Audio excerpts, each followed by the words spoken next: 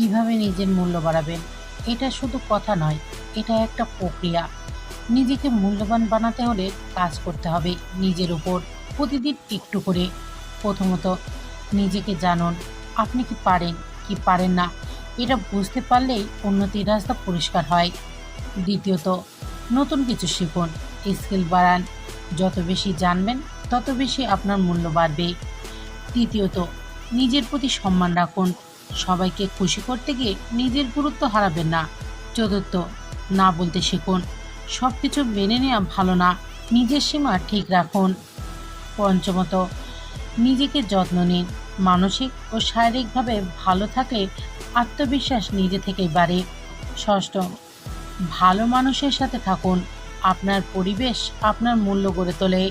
আর শেষ কথা, যখন আপনি নিজেকে গুরুত্ব দেবেন, তখনই দুনিয়া আপনাকে গুরুত্ব দিতে শুরু করবে।